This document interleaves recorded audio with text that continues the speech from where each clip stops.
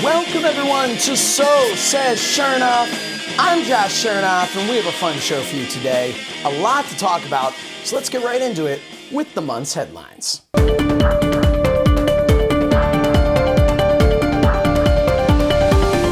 begin the month with a little chestnut from one-time Shernie winner and man who was just told he could only have Omega or Okada, but never both, Dave Meltzer. Dave went on a show and answered questions asked to him by fans via his co-host and guy who just found out the Young Bucks aren't looking for a third brother, Brian Alvarez.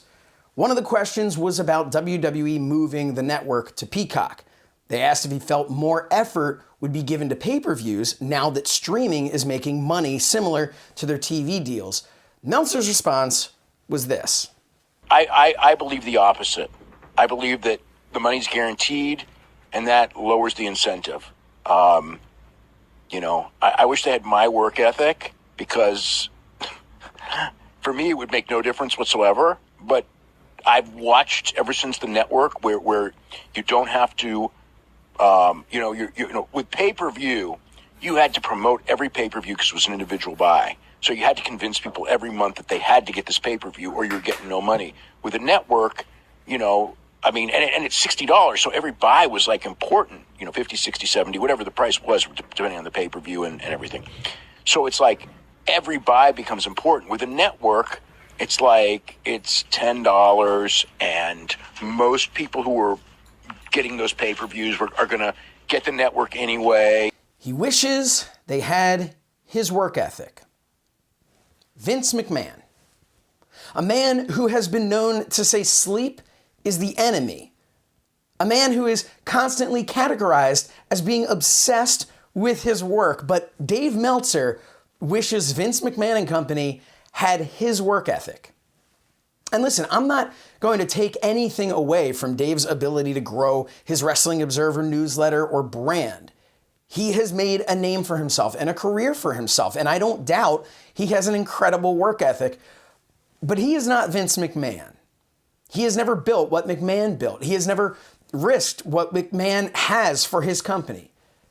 But the inference in Dave's comment wasn't even so much about work ethic as it was the implication, or I guess downright accusation, that WWE rests on their guaranteed money. So Dave Meltzer has been getting all this heat for claiming WWE didn't have his work ethic when in reality, he really meant they didn't have his ethics, his moral compass, that WWE doesn't care about working hard to feel pride in their work. And with that, I almost agree with Meltzer, except for the fact that A, for as bad as WWE's creative can be, it's not for a lack of hard work, and B, Meltzer should not have pride in what he does. And I get that I've been riding Meltzer pretty hard for a while now, and it's not just because of that one time at an AEW press conference where he arrived late only to force himself from the back of the room to right in front of my cameraman Calvin Tan, the only person in the room shorter than Meltzer. Meltzer, by the way, didn't have a camera or any recording device. Calvin did, though. That's why he was able to get this unobstructed view of Hangman Page up on the stage. Look, Meltzer will never admit to his shortcomings, just like I will never understand the fashion choice of tying a tie-dyed sweatshirt around your neck. You're not cold, otherwise you would wear it over your extra small t-shirt. Maybe you're going for the 1980s preppy rich guy look, but only had a sweatshirt you dyed at summer camp in the 60s. Either way, Meltzer will now and forever stand by his reporting, no matter how wrong he is proven to be. Because if there's one thing Dave Meltzer isn't afraid of, it's looking like an asshole. Speaking of assholes, or holes for short, Nia Jax. Now, normally I'm not a fan of Jax, be it the wrestler or the children's game. One, I don't have the dexterity to pick anything up in the time it takes for that ball to drop. And two, I have been known to accidentally penetrate myself on the very item I'm trying to pick up. Coincidentally, when that happens, I yell out, "my hole." Yes, Jax missed a leg drop on the apron, or hardest part of the ring, as the announcers will tell you. She then proceeded to sell the move by yelling, "Ow," pushing over a table, and screaming, "My hole." Not since the 2002 indie wrestling sensation of Montgomery County, Pennsylvania, Sassy Mike Malassie, tore his hole in a suplex at Mark Mess Dungeon have I seen such a specifically focused sell job of the anus. For those who didn't get that reference, tune into Talking with Friends over at youtube.com/mindofthemeanie. I'm sure that story will come up eventually. Anyway, Jax blew up the internet with memes, GIFs, remixes, and shirts like this one exclusively over at patreon.com/mindofthemeanie. So AEW has been holding a women's tournament in what appears to be a garage in Japan. I know it's a pandemic and all, but a flag? That's your big setup? No fans, totally understandable, and in fact applauded. And I even get holding these matches in a small venue, but a flag on the wall, that's your answer to the Thunderdome? I don't know who I'm more disappointed in here. AEW, who clearly has the money to spend on a nice setup, or the people living in the tech capital of the world over in Japan. The worst indie promotion in the States still has an LED wall, and you can only get a flag. You know, as wrestlers get older, a lot of fans aim to get that one last autograph before it's too late. And as morbid as that sounds, I think we all get it. Whether your goal is to sell it and make a quick buck, or cherish it in your own personal collection, forever explaining to your wife that just because you have no intent to sell it, it's still valuable and could even end up being a part of your show's set. The point is, people want autographs. One wrestler, however, is asking you to just stop. Hardcore legend and 8-time retiree Terry Funk took to social media asking fans to stop asking for an autograph. He basically said he's an old man and it's tough for him. And you know what? That's okay. I've heard some fans, not many, but some actually complain about this. Are you kidding me? You don't need Terry Funk's autograph. He doesn't owe that to you. The years of blood, sweat, and tears he gave to entertain you should be enough. From his death matches with Mick Foley to his title win at ECW Barely Legal to that time he stepped in a pothole, Terry Funk has given you enough enjoyment to last a lifetime. Leave him alone. Well, folks, look, I hate to take credit as much as the next guy who loves to take credit, but Christian returned to WWE, so you're welcome. Just like Wade Barrett before him, Christian appeared on this show and months later returned to the WWE. This time, the Shernoff bump was so powerful, it cured his career-ending condition. So congratulations to Christian, and for all of us who have been waiting for the return of Body Donna Zip, I did my part. Finally, if a picture is worth 1,000 words, this one could fill a dictionary. The WWE's website put these images up to promote their big pay-per-view events. And well, I know it's pay-per-view, but I thought WWE was still pretending to be PG. With this image that says, "Come for WrestleMania, stay for a glimpse at Drew's Claymore," I feel like the wrong message is being sent. The placement of the logo reminds me of the old Shawn Michaels picture with the WWF belt. It also provides a potential look to the future of Drew's OnlyFans account, assuming McMahon ever changes his mind on those third-party sites. Fingers crossed. We'll be right back. From the hit podcast Mind of the Meanie comes the brand new Mind of the Meanie action figures by Cella Toys. A 2-pack featuring former WWE superstar and ECW original, the Blue Meanie, and his Mind of the Meanie co-host Josh Shernoff with removable microphone. These figures feature 3 points of articulation and incredible likenesses. These retro-style figures can be purchased outside the U.S. at cellatoys.net and inside the U.S. at instagram.com/jbtoys1. With only 1,000 made, this collectible 2-pack won't be around for long, so pre-order now. The Mind of the Meanie action figures by Cella Toys. Order now. Welcome back to the show. My guest at this time is the author of the new Hasbook, A Collector's Guide to Real Wrestling Action. Please welcome Grenville Nash. Grenville, thank you so much for being here. Hey, thank you so much for having me. It's wonderful to be here. So, I guess we all love Hasbros. At least I do, and obviously you do. What made you decide to take on such an enormous job here to create this book? So, it's one of those, I'm a big coffee table book collector. I love those kind of books. And I was just having lunch with my buddy Chad. It was just a little bit over a year ago. And we just talked about how there really wasn't a book about Hasbro's at that time. And it was just kind of table talk. I'm like, yeah, I'll give it a whirl. Let's try and make this book, and that's kind of how it started. I don't think I would have known, or if I'd known what it would have become in the sense of the amount of effort and work it would have taken, I probably would not have touched it.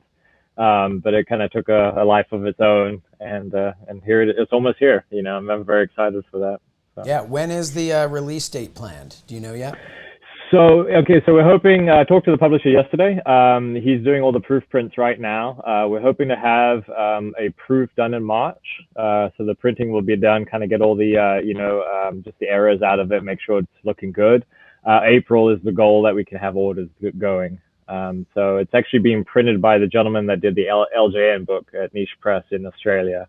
Okay, great. So yeah, he's a very nice guy. He and I started talking on Twitter. And so he ended up partnering with me, and he's helping me get this going.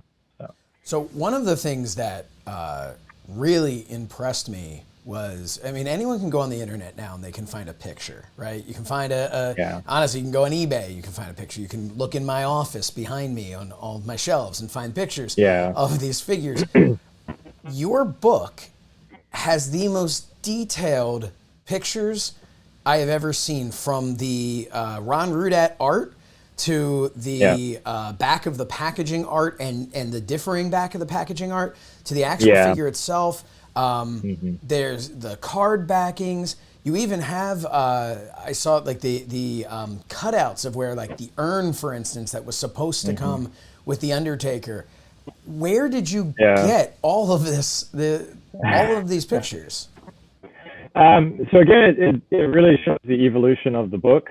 When I first started, it was just my collection. I only had a loose collection, so that was initially what the book was going to go. So I did that, and then I looked at other collectors' books. I looked at some G.I. Joe ones. There's a He-Man book out there, and just to get a better idea of how the professionals do it, and just to get some ideas from that. And that's where I got the idea for the 4 views of it, back, front, left, and right. And then another gentleman, again, Twitter is just amazing communication device these days for all these collectors. A gentleman by the name of Enzo, he's a Hasbro WWF fan on Twitter. He reached out to me and said, hey, I have all these images of these mint on card thing. And he has, complete collection, amazing. He even has the JCPenney ring, all that kind of stuff. So I was like, oh, wow, this is now, gives me an opportunity to add more. And that's how it just became. So he and I got in contact, and he was able to take pictures for me, and I was able to include those. And then it's just the more I learned about it, because obviously this became an obsession with me. Finding out about the error cards, about the language cards. I didn't realize there were so many variations about it as well. So I'm like, shoot, okay, now I have to find a way to include that in the book as well. And that's just kind of how it took on. And just talking to people like, hey, what do you want in this book? And I just wanted it to be an all-in-one. If you're a collector, this is the guide to go to.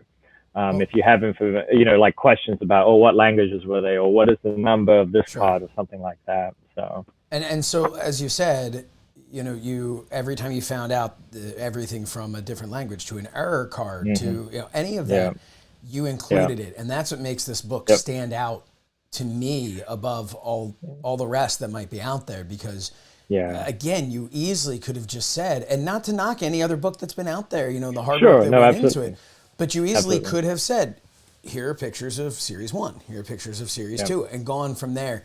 But this really is the ultimate guide to it. It's so, as a fan, a collector, and someone who grew up playing with the figures, it's just really exciting to be able to learn everything about them. I wanted to get your opinion on the Mattel retro line. Retro lines seem to be all the rage now. There was the Mattel retro line. When that dried up, now you have Cella Toys, who actually will be creating a Mind of the Meanie 2-pack featuring myself, which is exciting. Yep, I saw that. You have Cella Toys doing that. They have Nick Aldis. They have Jay White. They have Dynamite Kid. Then on the other side, you have Zombie Sailor Toys, who has Matt Cardona, Brian Myers, Sabu. They just announced Kevin Sullivan, Dan Housen, many more. What are your thoughts on each of these, from quality, from, we'll start with the Mattel retros, because those were kind of polarizing. There were people who loved them, and there were people who just looked at them and said, these aren't Hasbros. These aren't as good as the Hasbros. Yeah. What was your thought on that? So truth be told, the retros are actually what got me back into Hasbros. So I had the whole collection up until college. I sold my entire collection apart from 2 figures, my 2 Bret Harts, on eBay. I think it was for $1,000 back then too, which is just heartbreaking now. But yeah, I actually remember walking through Walmart and I sold the Ultimate Warrior and the Undertaker retro. And I actually picked those 2 up, and that's actually what got me kind of going back into it. I was like, oh, I remember my Hasbros, and so then I dug out my 2 Bret Harts and everything like that. So to me, I think it's like anything else. Let's say Ninja Turtles. I used to be a huge Ninja Turtles fan. They keep remaking it. Right. Each new one may not be exactly what I like. It may not be something as 100%, but it's keeping it alive. And I think that's so important as well. Is it's keeping the memory of that alive and getting people re-excited about it. So even though I think things can never live up to your childhood expectations. We have this nostalgic image in our mind that we build something up to, and nothing can ever live up to that.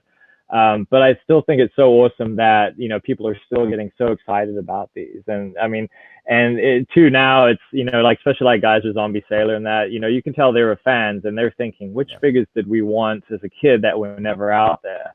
Like the Dino Bravo and stuff like that. Yeah. And and of course the Josh Shernoff figure. Yes. Absolutely. All their lives have just said, when is that going to? Maybe one person. That was me. To me, the Mattel retro, and I have them over my shoulder on display. I have almost the complete set, because when they first came out, I instantly wanted to go buy them, and then I was like, what am I for? What, right? What am I buying them for? Yep. And then after a little while, I was like, well, this is why I should be buying them, because they're awesome and I want them. But they always felt a little bit like they missed the mark to me of what Hasbro really was. They never were quite there. And I feel like Cella Toys and what we've seen so far from Zombie Sailor Toys, that I feel like and maybe this is because they're not Mattel, they're just fans. I feel like there is this extra detail going into it, from the packaging to whatever, to try and make this. We haven't seen Zombie Sailor's packaging yet, but to try and make this as true to Hasbro as possible. Zombie Sailor even has Ron Rudat, who did the original drawings. So what? That's huge to me. It is. Yeah, definitely. Yeah. And no disrespect to Cella, because obviously I love Cella Toys.